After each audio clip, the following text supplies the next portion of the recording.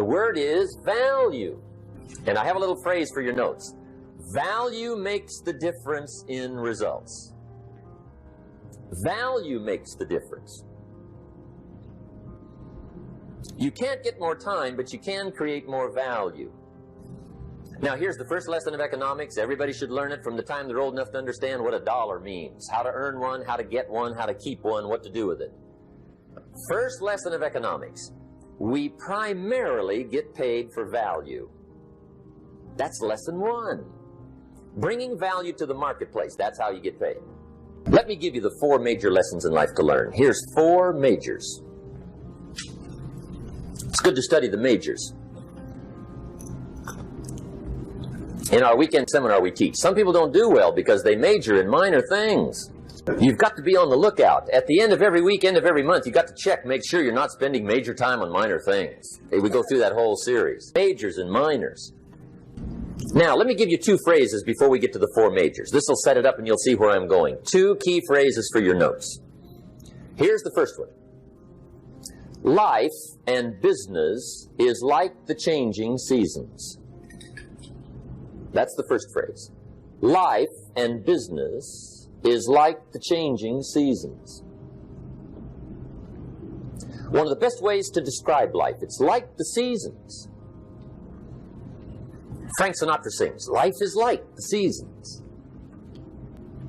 Now here's the second phrase. Very important. You cannot change the seasons, but you can change yourself.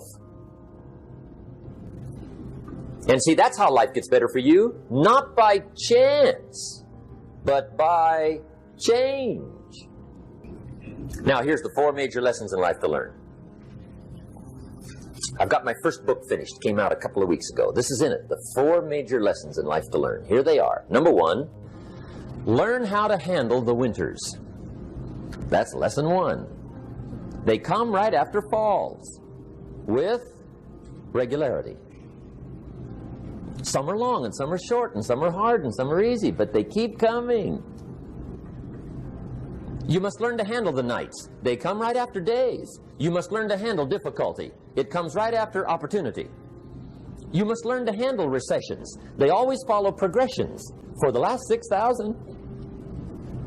See, it isn't going to change. The lesson you must learn is how to handle it. And there's all kinds of winters, right? The winter when you can't figure it out. The winter when it all goes smash. The winter when it turns belly up. The winter when it won't work, when you've run out of money and you've got a broken heart. See, those are winter times. There's all kinds. Economic winters, social winters, personal winters. When your heart is smashed in 1,000 pieces and the nights are unusually long, your prayers seem to go no higher than your head. It's wintertime. You can't get rid of January by tearing it off the calendar. But here's what you can do. You can get stronger, you can get wiser, and you can get better. The winters won't change, but you can. And that's how life changes for you. See, before I understood, when it was winter, I used to wish it was summer. I didn't understand. When it was hard, I used to wish it was easy. I didn't know. And then Mr. Schoaf gave me a part of his very unique philosophy when he said, don't wish it was easier, wish you were better. See, that triggered my whole life change. Here's lesson 2. Learn how to take advantage of the spring. That's the second one. Spring is called opportunity. And spring follows winter. What a great place for it. If you were going to put it somewhere, that'd be the place to put it, right after winter. And pray tell, how often does spring follow winter? Every year with regularity, 6,000. You can almost count on it. See, opportunity always comes. Days follow nights. Isn't that terrific? Opportunity follows difficulty. But here's what you must learn to do. Underline these 2 words in that key phrase. Take advantage. Underline those 2. You must learn to take advantage of the spring. See, just because spring rolls around is no sign you're going to look good come fall. You got to do something with it. Now here's what else you must do. Take advantage of the springs quickly, because there's only a few. Just a handful of springs have been handed to each of us. They don't come forever. Life is fairly brief. So you got to read every book you can get your hands on what to do with your springs while they're here. And take advantage, they soon run out. Here's the third major lesson in life to learn. Learn how to protect your crops all summer.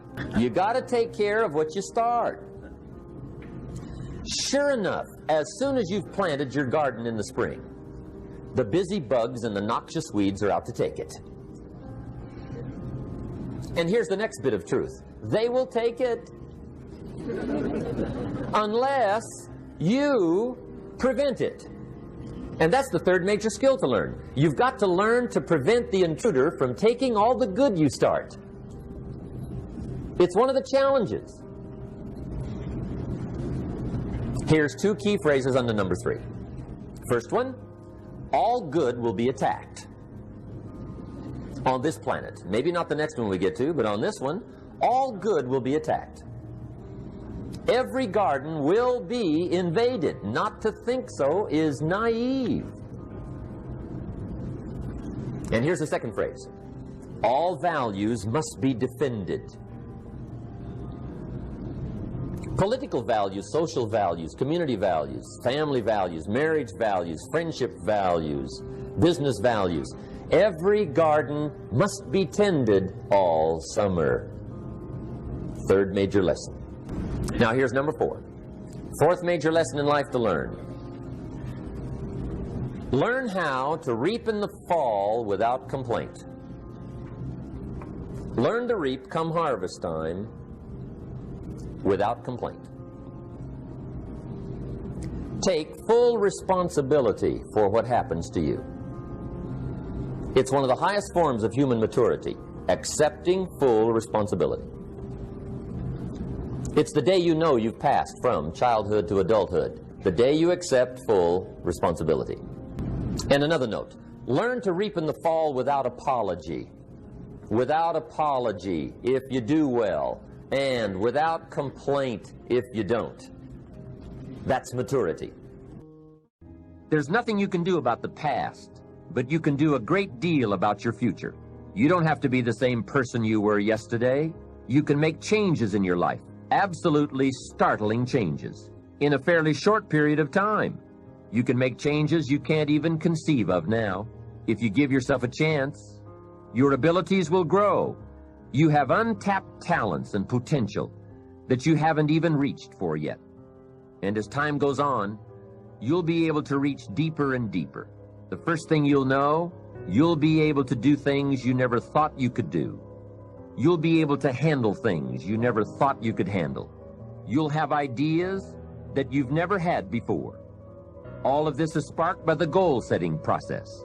When you know what you want, and you want it badly enough, the answers will come to you. I can't tell you why it works. All I know is, it works.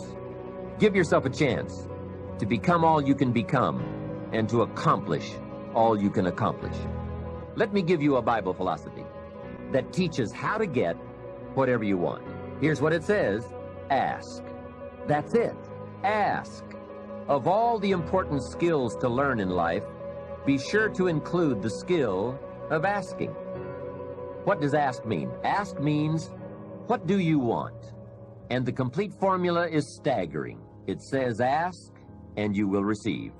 Hey, we ought to look into that. The man says, yes, but you work where I work. By the time you struggle home, it's late. You've got to get a bite to eat, watch a little TV, and get to bed. You can't sit up half the night and ask. And this guy is behind on his bills.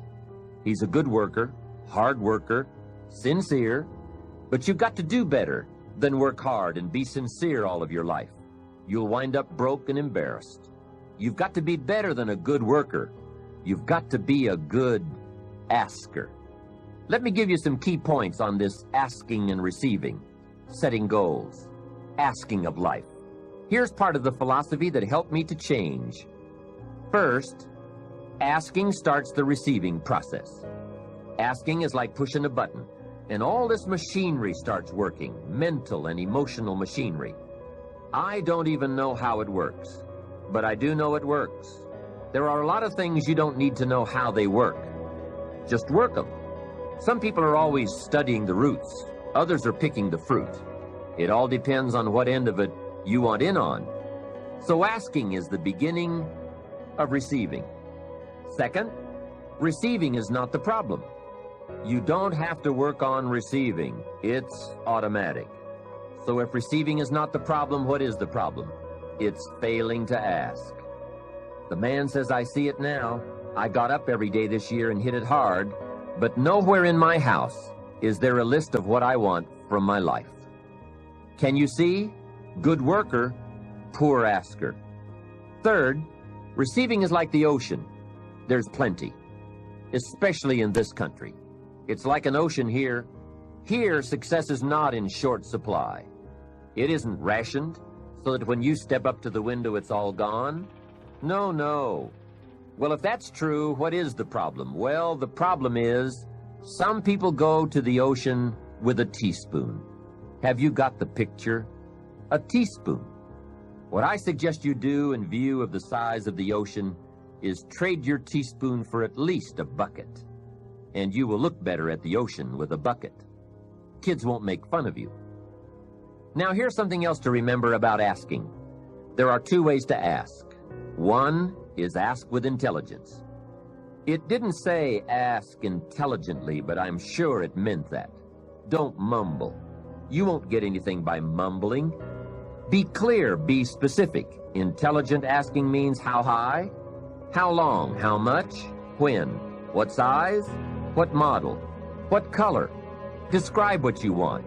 Define it. Remember, well-defined goals are like magnets. The better you define them, the stronger they pull. And give your goals purpose. Answer both questions. What do I want? That's the object. And the second question, what for? That's purpose. Purpose is stronger than object. What you want is powerful and it will pull.